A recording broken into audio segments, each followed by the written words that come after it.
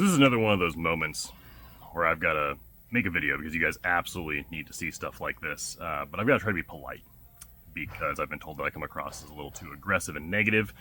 But this is the type of stuff that folks are getting when they're purchasing ECU flashing from a lot of other big name tuners out there.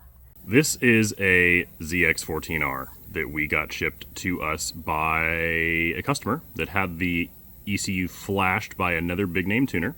And the customer had already done a baseline run on his local dyno just to see where he was starting out at, sent the ECU out to get flashed, and got it back in the bike, did another baseline run. It actually lost power, and the air fuel was just lean everywhere. Now, this is not a weird one-off setup. This is not a complicated exhaust system or a complicated intake. This is a very basic exhaust system. I'm not going to say what one exactly because I want to be able to show you guys the difference between the mapping that the customer got from this individual versus the mapping that he's going to get from us to show you the fuel changes that we make versus what they make. And if I tell you what exhaust system it's for, then you'll have our mapping for that specific system, and I'm just not interested in ever offering free tuning to anybody. But I'm not going to say which system it is because I do want to show the differences because they are enormous.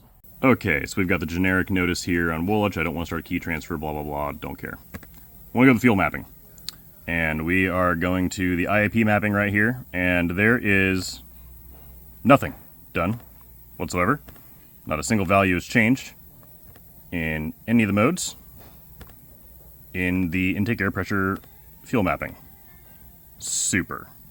And for those of you that are unfamiliar, that is the fuel mapping that controls, gosh, I don't know, 50% or better of your riding experience. The IAP fuel tables are referenced very heavily anywhere at light throttle and cruise, so your stop and go stuff, you're cruising on the highway, none of that's changed. It's completely bone stock. Just nothing's been done to it in this flash. And then we'll flip over to the TPS mapping, and you can see it's slightly pinkish because Woolwich uses a heat map to tell you if it's leaner or cooler. This is exactly 5% leaner everywhere. So all this guy did was Control A, grab the entire map, subtract 5%, hit send. And there's also no changes in any of the other modes. You can see all of a sudden where it goes white there because there's been no changes made at all. So he made a single global 5% enleanment in just one rider mode in the TPS map only. I've seen some really lazy tuning before, but this is like top 5 biggest pile of dog shit I've ever seen. You can't literally just take the entire throttle position referenced fuel table and lean it out 5% and expect it to perform better than the stock fuel system with an aftermarket exhaust on the bike with a higher airflow than the stock exhaust. I don't like the logic behind that's baffling. And then if we go into the secondary throttle plate mapping here, you can see that every gear has 0% changes. Every single gear is still completely bone stock. On a bike that is known for having a bit of a restriction off the bottom. But then if we go into the low power or safety mode references, you can see huge changes. But if you ignore the color tables there for a second, the values are the exact same from full power to low power. So this also completely eliminates this owner's rain mapping or low power mode, which we just leave in place because why in the world would you remove a second map or feature? That just doesn't even make any sense. The safety mode changes are normal, but again, just like a different level of laziness here than I've ever seen before. I shouldn't say that I've seen it before, but it's rare because you're just taking the stock full power table and copying it over to the low power map, so you're eliminating the low power map, and then just copying over the stock full power table into the safety mode table. And again, I can't understand the logic behind removing the low power feature. You're just removing a rider mode that maybe the rider would want to use at some point. You get stuck in a rainstorm, you've got a new rider on the bike that you don't want to give 200 horsepower to the tire for. I don't know, but I just don't get the logic behind ever removing that mode. But that's what's on this ECU. And here is the last bit of just next level lazy tuning here. This is the ignition timing mapping, where if we go to the value trim, you can see that they've just added 3 degrees of ignition timing, everywhere from about 41% throttle all the way to 100% throttle and 2400 RPMs and up. So again, no blending of the ignition timing, no nothing. Just here's an extra 3 degrees, have a nice day. So that's what the guy has. The dyno graph that he sent over to me was hilariously lean. There's why. It was already lean stock. It's just been leaned out an additional 5% globally in the throttle position mapping, and there's an extra 3 degrees of ignition timing from 40% to 100% throttle, all the way essentially off idle to the rev limiter. Got it. Oh, and to top things off, the O2 sensor fault code is disabled. The fan temperatures are turned way down. That's like 10 degrees Celsius lower than I normally set them. And the D-cell fuel cut is still enabled for, again, I can't even think of what fucking reason there would be to leave that enabled, because all that does is help ease the on-off throttle transition. I guess maybe if you're worried about 1 or 2 miles a gallon, you can leave that on, but I never do because, well, throttle transition being nice and smooth is great. Having it herky-jerky on and off the gas is fucking annoying. Alright, so here's the fuel table for this ZX14 with the exhaust system that this customer has installed. And again, I'm not saying which one it is because I want to be able to show you guys these tables, but I just can't give away trade secrets that Nels and I have spent hundreds of hours developing. So this is fuel mapping for an exhaust system on a ZX14. It's the one that this customer has on the bike, and here are the changes that we make. So this is the intake air pressure map. Again, this is 50% of your riding. This is light throttle, this is cruise, this is just on-off, stop-and-go stuff. The previous map had 0% changes everywhere. Depending upon where you're looking at in the mapping, I am adding anywhere from 5% all the way to about 26% more fuel.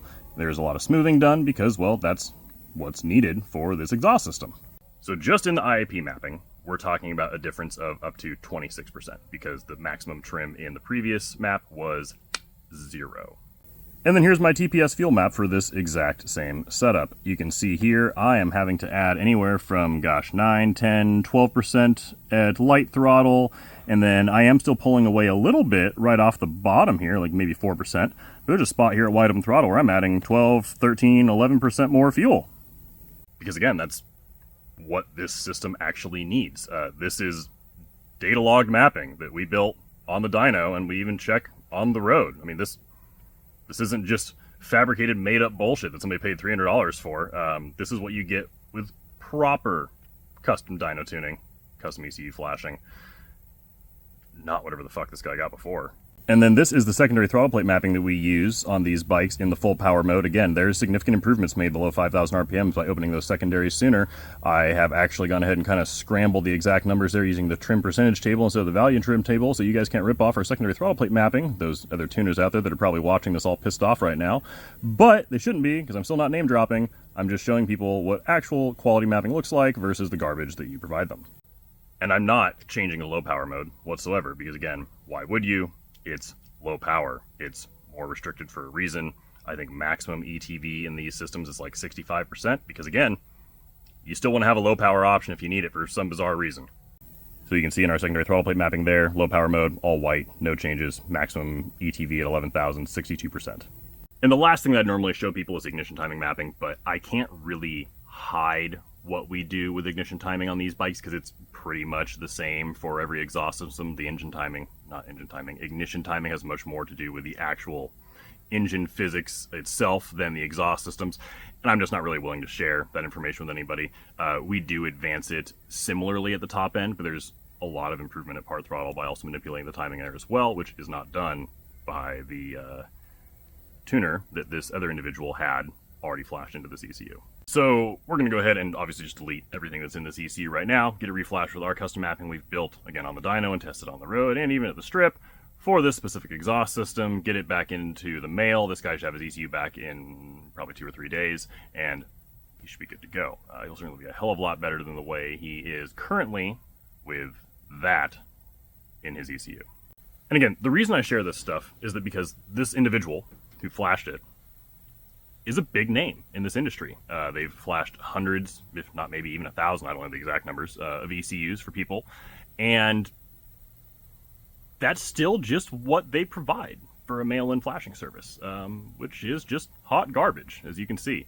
So again, it doesn't really matter how long somebody's been in business or how much experience they claim to have. We see this type of stuff all over the industry for tuners that support just about every make and model. There's very few of them that actually know what they're doing, regardless of what they claim. So just be careful, do your research, and if you have any questions about properly getting your ECU flashed or your bike tuned on our dyno, feel free to give us a call or shoot us an email, support@tooldynoworks.com. we are always happy to help.